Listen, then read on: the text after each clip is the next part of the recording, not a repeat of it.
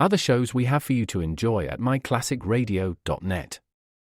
The Avengers was most certainly not a household name in South Africa prior to the radio series.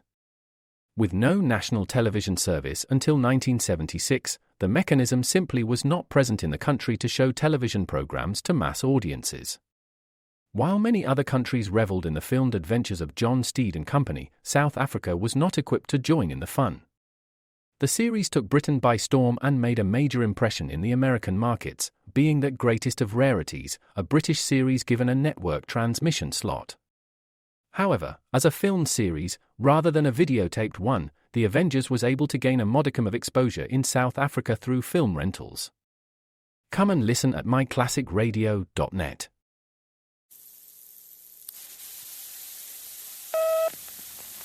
And now, Dick Tracy!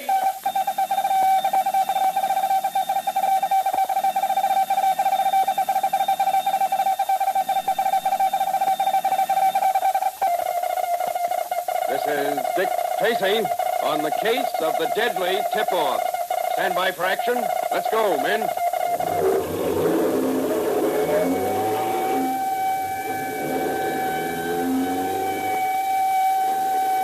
Yes, it's Dick Tracy, protector of law and order. We'll have Dick Tracy with us in exactly a minute and 10 seconds. But first, I wonder how many of you young Tracy fans have decided what you're going to do when you grow up. You know, the sooner you decide what you're going to be, the sooner you can make plans for it and then follow through. Take Raymond Schiff, for instance, who comes from New Rochelle, New York. Raymond decided while he was in high school that he wanted to be a nuclear physicist and work with atomic energy. This was back in 1942, before the atomic bomb was heard of. He wrote an essay on the future of atomic energy, and this essay earned him a 4-year scholarship to Harvard College, the school he wanted to attend. Of course, he studied physics there, and then in the summertime he worked with the Westinghouse researchers who were splitting the atom and studying it. After Raymond has done some more work in these laboratories, he'll go back to school for more training. But he's already rated as one of the nation's top young nuclear physicists. You know, it really doesn't matter what you want to be when you grow up. You first have to decide, and then you have to keep your eye on it constantly. That's the way that success is made. And now, Dick Tracy. Yesterday, Dick and Pat used every police trick at their command to find the missing Slim Chance, one of America's foremost radio commentators. They learned that he'd been snatched from the Heron Club in a mysterious taxi. But that was all. His subsequent whereabouts remained a deep secret to the two detectives. But not to Slim Chance, who had been driven out into the country by a couple of Bellicosi's thugs and had been given a severe beating, accompanied by the pointed instructions that when he next went on the air, he was to deny that Bellicosi had entered the country. Right now, Tracy and Patton are at headquarters, waiting for information on Slim Chance. Tracy speaking. Yeah, go ahead. No report, eh? Well, it seems to me that someone on this force ought to be able to spot a green and yellow checkered cab with a known license number. Don't be sorry. Find me that cab. And throw out a wider dragnet for Slim Chance. Yes, put it on the teletype. Check all major train, air, and bus terminals. All right, but I want him found. Say, Dick, you should try sleeping nights. Then maybe you wouldn't be so hard on the help. No, I'm not intentionally being hard on anybody, Pat. If the facts were to slip out, I'm pretty worried about Slim Chance. Yeah, I guess I know what you mean. It seems hardly possible that the most famous radio commentator in the country can disappear for over 15 hours and we can't find a trace of him. Say, tell me something. Do you think that Bellicosi snatched him? I'm not thinking a thing until I get some lead on Slim. You know, the part that seems most ominous to me is that I'm sure Slim would have gotten in touch with us if he could. Yes, that's just what's got me bothered. And that's why I'm not leaving this desk until Slim calls me or the boys turn up something. And if it was Bellicosi or his gang that got to him, do you think they'd have murdered him? I don't know, Pat. That crazy gangster might try anything. But I don't see how it would help him at the moment. Well, whatever has happened to Slim Chance has certainly stirred up a furor. Say, tell me one thing. How did the papers get it? Oh, the radio station and his sponsor. They're completely up in the air about the whole thing. What'll they do if Slim Chance doesn't turn up? Well, they probably have somebody ready to sub for them, but it's not the same thing. Oh, it certainly is not. Tracy speaking. Listen, Dick, if you recognize me through my voice, don't mention my name over the phone. At the moment, I don't recognize anything. Go on. Does Jimsy Boy mean anything to you? Jimsy Boy. Jimsy, that was the name signed to the threatening note that Slim Chance got. Okay, Jimsy Boy, I've got your placed. Are you all right? Well, in a manner of speaking. Listen, Dick, I can't come to you. Please get up here to Studio 8 on the double. I've got to talk to you before airtime. Do you know what I mean? We're on our way. Let's go, Pat. Who was it? Slim Chance. He's at the broadcasting studio and due on the air in a few minutes.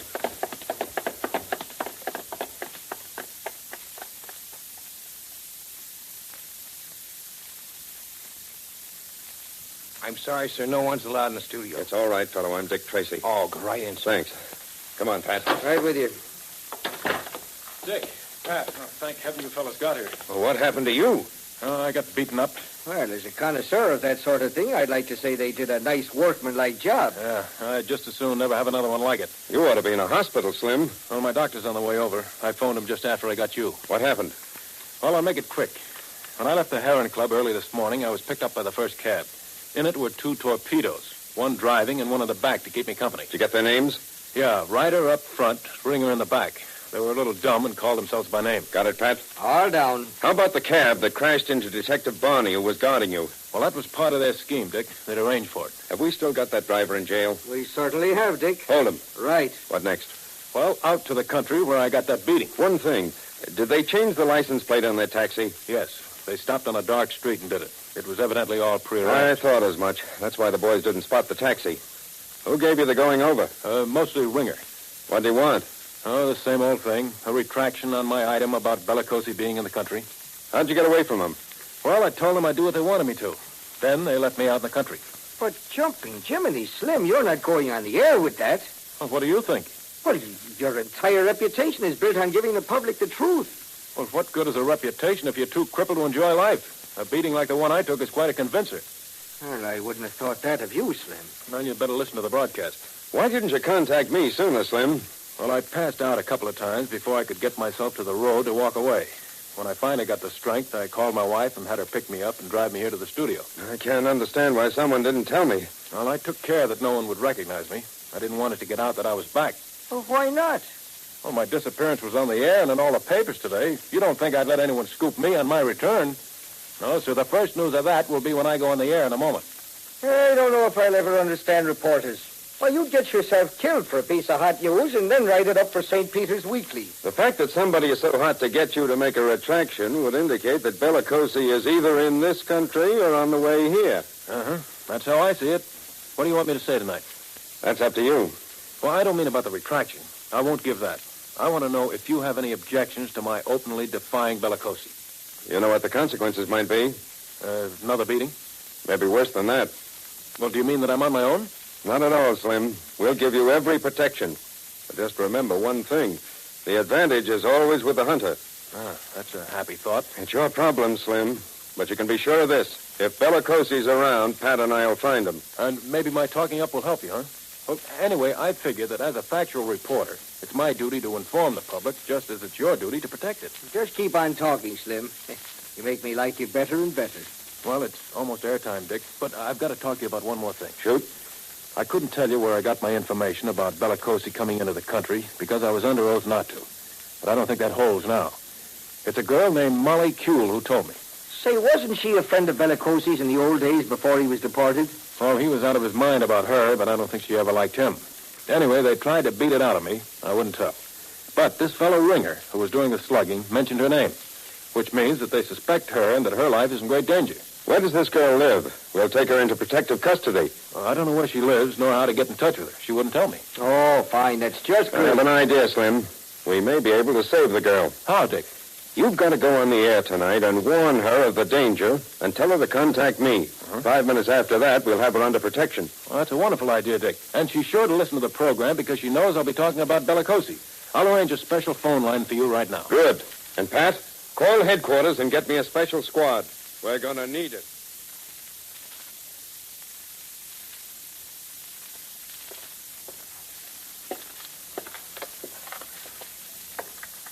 Stop walking up and down, Molly Kuehl. You might make me nervous. For the last time, Bellicosi, get out of here. You're not very hospitable after I come thousands of miles just to see you. You could have saved yourself the trip. Whether I could have or not remains to be seen. In any case, I think it was a somewhat unfriendly act for you to tip off Slim Chance that I was coming. I did no such thing. You're not a good liar, Molecule. I'm going to have to teach you a lesson. How did you ever find out where I lived? I had the boys keep an eye on you ever since I left the country 2 years ago. But let's not change the subject. I like you, Molecule, but I don't like what you've done to me. If Slim Chance doesn't deny that I'm in the country tonight on his radio show, I'm likely to lose a lot of money. And I couldn't buy you no more presents. And I wouldn't have to throw any more of them into the garbage. Turn the radio on. Slim Chance ought to be starting. Turn it on yourself. All right. I'd forgotten what a big, brave caveman you are. Always ready to beat up a woman. Force works with anyone, regardless of sex or age. Turn on the radio. You'll hear what a good beating did to help Slim Chance make up his mind. Why didn't they put you in jail when they had their hands on you? 'Cause I'm too smart and too strong. Good evening, ladies and gentlemen. This is your somewhat battered reporter, Slim Chance, here to point out to that fat gangster, Bellicosi, who is in this country illegally, as my cracked ribs will attest, that his thugs did a bad job. I can still talk. Is that the retraction you wanted, Bellicosi? I'll kill him. I'll kill him. And here is a most important announcement. Molecule, your life is in great danger. Call Dick Tracy here at this studio. You have an open line. The number is NAN 52884. Repeat, Molecule, your life is in great... Wow. So you didn't have nothing to do with tipping Slim Chance off about me, huh? I'm going to enjoy what I'm going to do to you. Put that gun down, Bellicosi. Get on that phone. Call Tracy at NAN 52884. Tell him you're all right. That Slim Chance is a cheap report out after a lot of sensation. Hurry up and do what I say. And don't even start to give him your address. But say nothing but what I told you to. Hello, this is Dick Tracy. This is Molecule, Mr. Tracy. I'm all right. Slim Chance shouldn't have... Oh, dear heavens, help me! Help me! What's your phone number?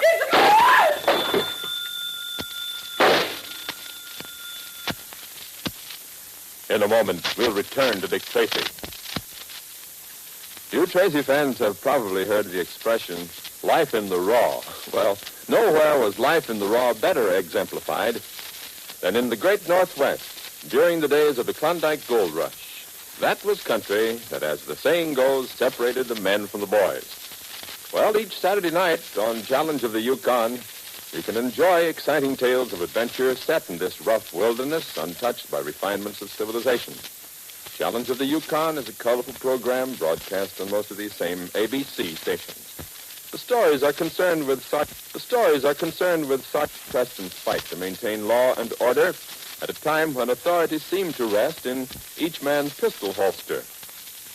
Representative of the small group of Northwest Mounted Police who braved the elements to track down ruthless criminals, Sergeant Preston is aided by his highly trained Eskimo lead dog, King. Although many of the action-packed dramatizations on Challenge of the Yukon deal with conflicts between men, there are variations, stories that revolve around wolves or bears and other animals of the Yukon. Don't miss Challenge of the Yukon, heard on most ABC stations tomorrow night. And now, back to Dick Tracy. It's no use. The instrument's gone dead. But there was a shot, Pat. Did you get a phone number? No, but the beginning sounded something like muh. Come on, Pat. Maybe it's not too late to get to her. Yes, but maybe it is too late.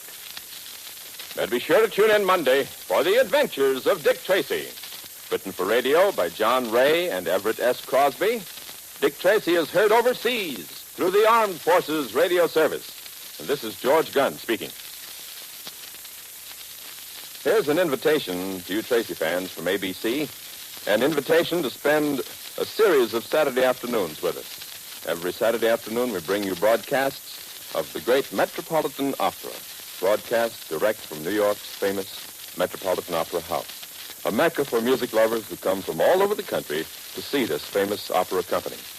Yes, each week throughout the opera season, the Metropolitan Opera is brought directly to you, giving you a chance to hear many of your favorite works, such as Carmen, Lohengrin, the Magic Flute, Rosenkavalier, Rigoletto, and so forth. Don't miss Metropolitan Opera tomorrow afternoon. This is ABC, the American Broadcasting Company.